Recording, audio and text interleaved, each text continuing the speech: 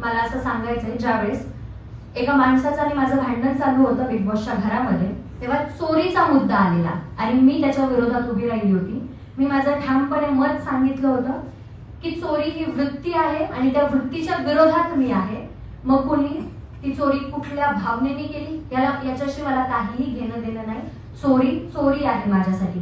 समोरचा व्यक्ती माझा ऐकत नव्हता, त्याच्यामुळे मी उदाहरणासकट त्याला हे सांगितलं की एखादा माणूस जर खून करून येतोय तर माझ्यासाठी तो गुन्हेगारच असेल व त्याने खून करू किंवा चोरी करू. भारतीय संविधानामध्ये हा माझा शब्द गेला होता बिग बॉसच्या घरात असताना. भारतीय संविधानामध्ये प्रत्येक गोष्टीला, प्रत्येक गुन्ह्याला एक आहे की तुम्ही शिक्षा आहे प्रत्येक गुन्ह्याला.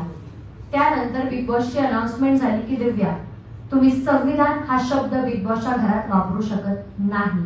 त्यानंतर मी त्यांना हे सांगितलं की रेफरन्स म्हणून मी सांगतेय सर, कारण त्यांना कळतच नाहीये. तर त्यांचा रिप्लाय असा होता की आता तुम्ही मला शिकवणार.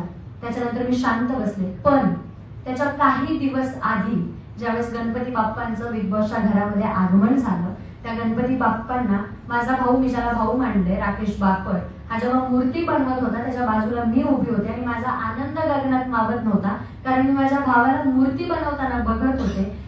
गणपती बाप्पाच्या डोक्यावरती लागलेली जे मुकुट आहे ते माझ्या ज्वेलरी मधून आहे. गणपतीच्या बाप्पाच्या कानामध्ये जो दूध आहे तो माझ्या ज्वेलरी मध्ये. मी सर्वांचा मान सन्मान ठेवला. ज्याची जशी भावना आहे त्याला मीही प्रतिसाद दिला. मग तुम्ही जेव्हा बिग बॉसच्या घरामध्ये काही नियमांपैकी असे नियम आहेत की तुम्ही धार्मिक, राजकीय आणि अशा गोष्टी, वैचारिक अशा गोष्टी नाही सांगू शकत, मग तुम्ही एका समाजाकडे न्याय करताय आणि माझ्यासोबत अन्याय करत नाहीये का? जे मी संविधानाला माझं सर्वस्वी मानते, माझं श्रद्धास्थान मानते, माझ्यासाठी श्वासापेक्षा जास्त मी संविधान जपते, कारण तिथून न्याय मिळतो, ही माझी भावना आहे संविधानाकडे. मग तुम्ही मला संविधान असे शब्द वापरू नको हे जेव्हा बोलता तेव्हा तुम्ही माझ्यासोबत अन्याय करत नाहीये का? हा प्रश्न मला अखंड महाराष्ट्राला विचारायचा आहे.